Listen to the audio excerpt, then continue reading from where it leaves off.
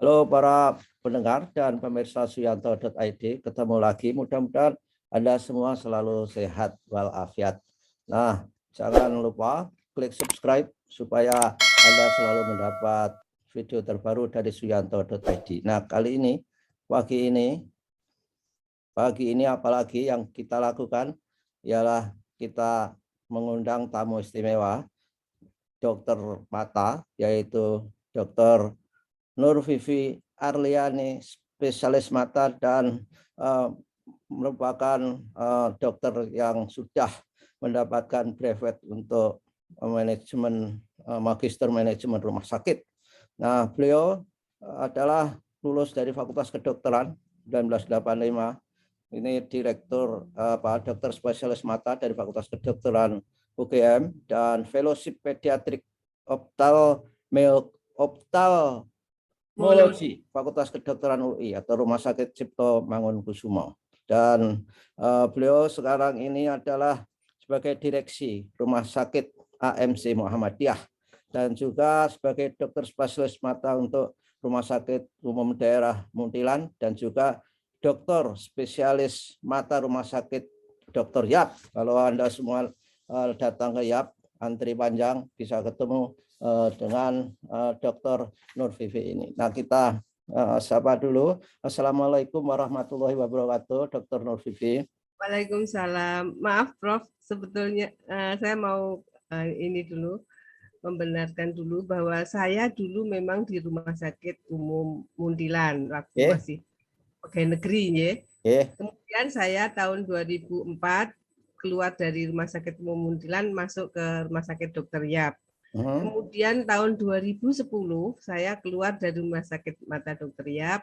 Saya bergabung dengan Rumah Sakit AMC Muhammadiyah di Jalan Hos Cokro Aminoto.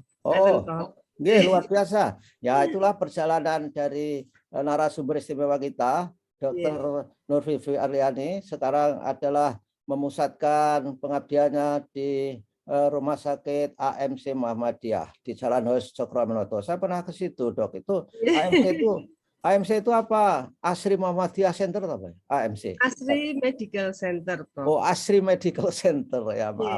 Dulunya klinik tapi sekarang sudah menjadi rumah sakit. Ya, luar biasa ya. Jadi saudara pendengar bahwa AMC itu dulunya klinik. Ketika saya datang ke sana masih klinik, tapi bersih sekali kliniknya itu sekarang sudah menjadi rumah sakit. Dan tentu saja itu rumah sakit spesialis mata atau banyak hal, Dok?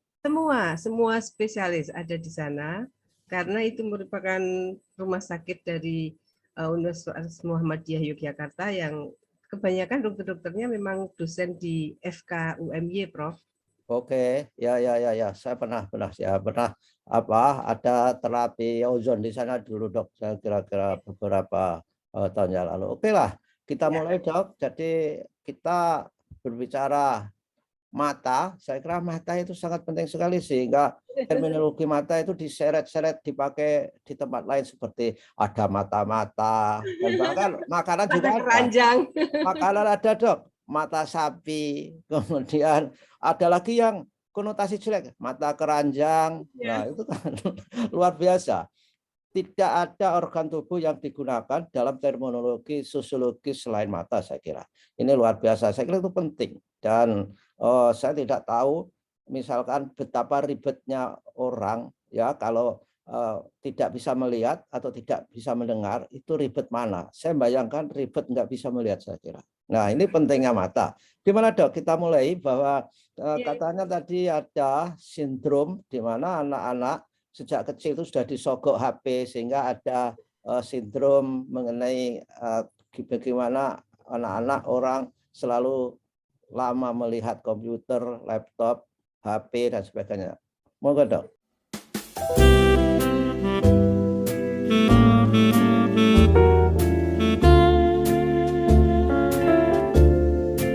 Ya, Pak nuwun, Prof. Ya, Prof. Ini memang judulnya kan mata adalah jendela dunia. Ya, seperti kita ketahui, kalau jendela dibuka terus kita bisa melihat dunia. Tapi kalau jendela itu tertutup, artinya kita tidak bisa melihat, ya. Gelap, hanya cuma gelap. Nah, kali ini kita membahas masalah computer visual syndrome. Nah, sejak tahun 2020 awal untuk Indonesia ya, kita kan sudah mengalami pandemi ya Prof ya.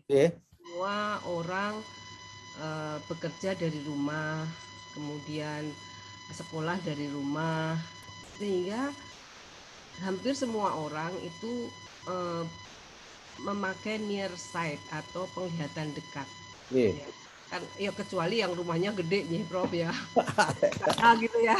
Jadi bisa Bapak melihatnya jauh-jauh. Tapi kalau rumah yang ya biasa-biasalah itu paling pandangannya sekitar 5 meter, 3 meter. Satu lagi kegiatan yang semua tadinya di kantor, kemudian di sekolah menjadi di rumah, memakai gadget itu membuat sesuatu hal yang baru nih, Prof, bagi kita semua.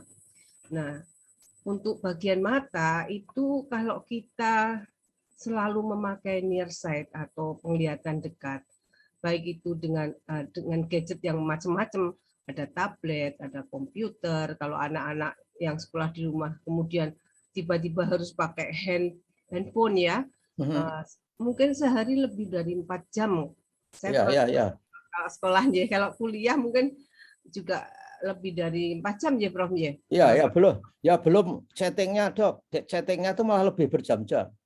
Oh, setting bagaimana ya? Ya, maksud saya kita bicara ngobrol di WA itu kan berjam-jam. Oh iya. Di grup-grup itu. Ya. WA itu ya. Kadang-kadang kita punya 10 grup, ada yang kalau yang orang penting tuh bisa sampai 20 grup. Mungkin Prof lebih dari 20 grup ya. Iya, tapi saya biarkan aja.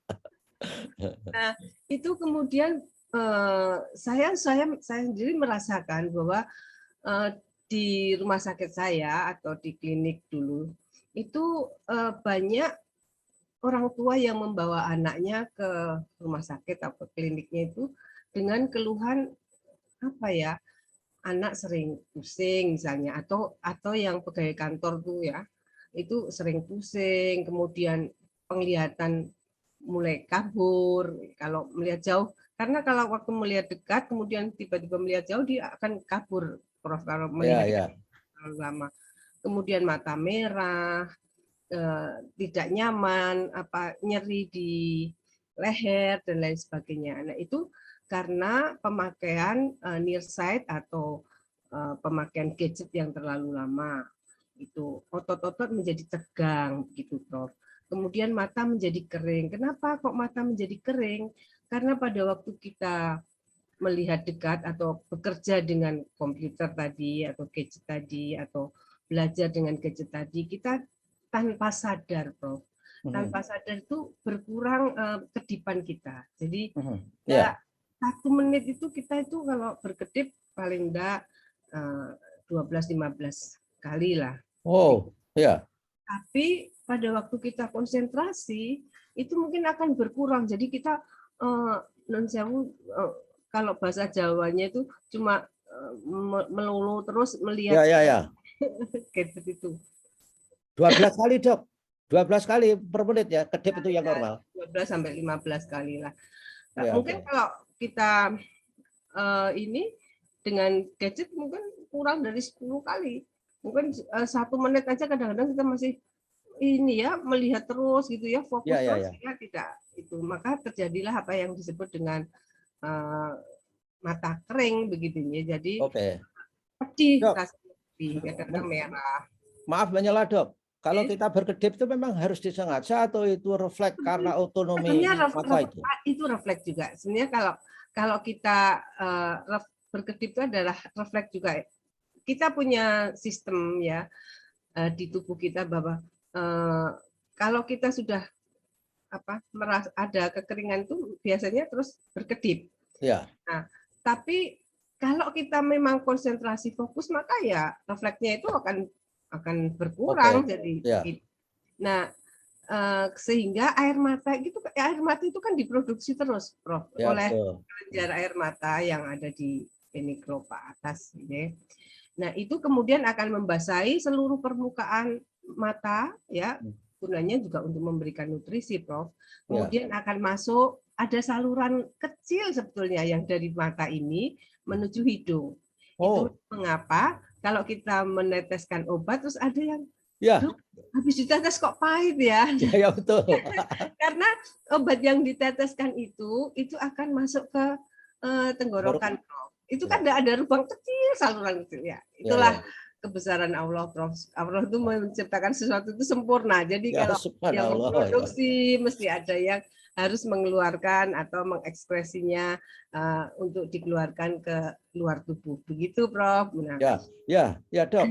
Saya juga punya problem itu dok. Ya tentu saja nggak bisa saya hindari karena pekerjaan ya. Di samping yang lain ya ya, karena ngobrol di WA, di ya, laptop dan ya. sebagainya.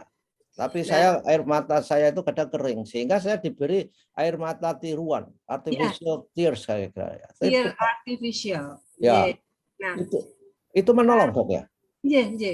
Jadi kalau begini, kalau Prof mungkin di samping karena pekerjaan ya, restonya itu harus kasih kuliah, kemudian dari rumah dan harus pakai gadget begitu. Tapi pada orang usia tua itu memang bisa terjadi sindrom mata kering juga, begitu. Oh, Karena itu faktor usia juga bisa. Ya. Mata kering banyak sekali faktornya juga gitu ya. Ada juga mungkin yang apa itu karena alergi yang seperti Stephen Johnson syndrome itu juga akan terjadi mata kering dan lain sebagainya. Tetapi khusus pada ini visual computer syndrome yaitu karena terlalu fokus pada gadget, kemudian dia blinkingnya kurang sehingga terjadi mata kering begitu. Nah, ini pada anak-anak ini orang tua biasanya sangat terganggu kalau anaknya sudah mulai ada simptom ya, ada gejala-gejala begitu. Sehingga mesti datang ke dokter bertanya bagaimana dok begitu. Nah, biasanya kita akan memberi edukasi kepada orang tua ini. iya, iya. Bagaimana cara membaca yang baik, bagaimana supaya meskipun dengan gadget kita tidak mudah terkena visual computer syndrome itu, Prof. Itu ada beberapa yang harus diedukasikan pada anak-anak. Jadi pertama, cara dia membaca. Cara, Oke. Prof. Cara membaca itu kalau anak-anak itu kan kadang-kadang, apalagi ini di rumah ya, kalau di rumah itu ya nggak ada nun sewu, tidak ada pengawasan yang ketat dari guru misalnya. Kalau capek kemudian dia membaca sambil tiduran. Ya. Sambil tiduran baik itu terlentang maupun itu tengkurap, itu tidak bagus, Prof. Oke. Nah, pada waktu dia tengkurap begitu, maka ini otot-otot leher ini juga akan cepat lelah. Ya, Kemudian dipaksa ya.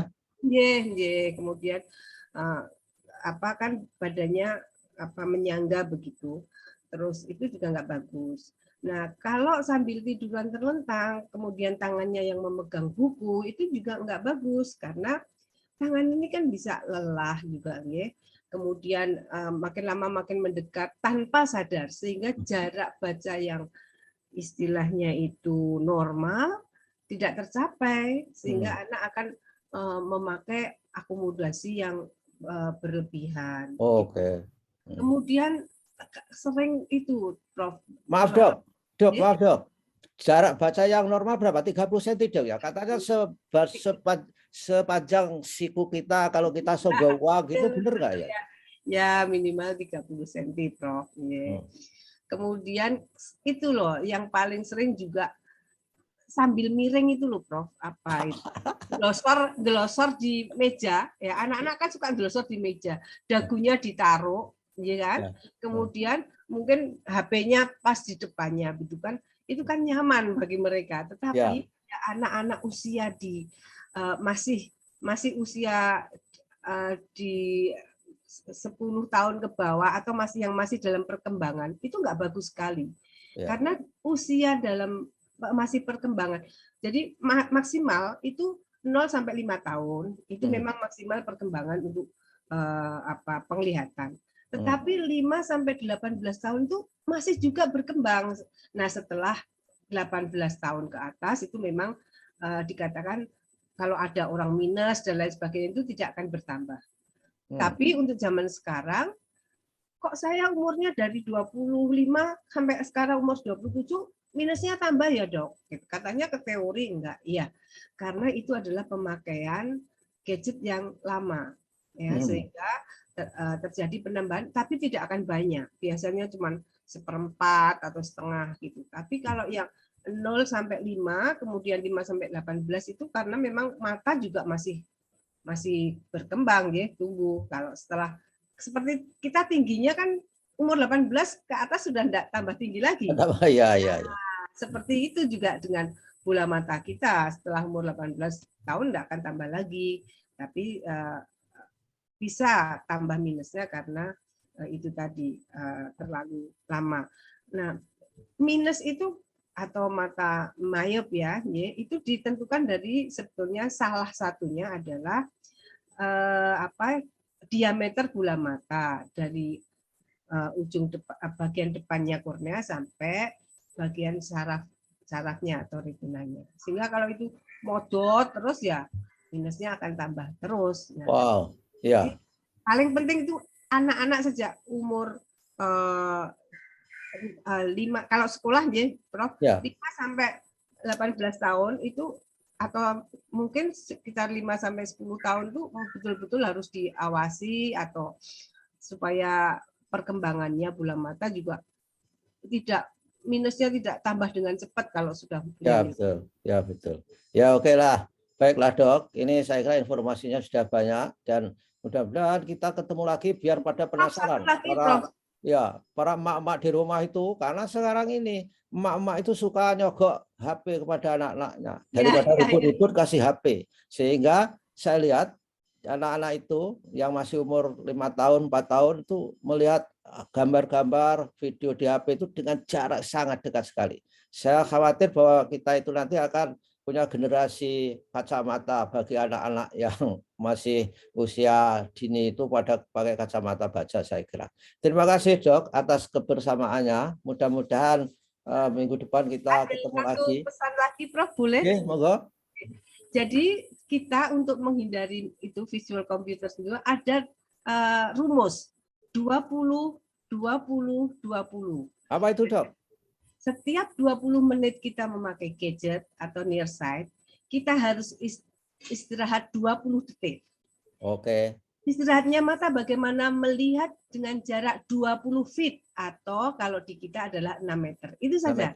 Jadi 20-20-20. Ya, oke, terima kasih. Wah, luar biasa ini rumus. Jadi para ibu-ibu muda dan kakek-kakek kalau ngawasi cucunya itu diperhatikan rumus dari Dr. Nur Vivi ini adalah 20-20-20. Jadi istirahat itu harus diperhatikan. Terima kasih dok. Mungkin kita ketemu lagi. Assalamualaikum warahmatullahi wabarakatuh. Waalaikumsalam warahmatullahi wabarakatuh.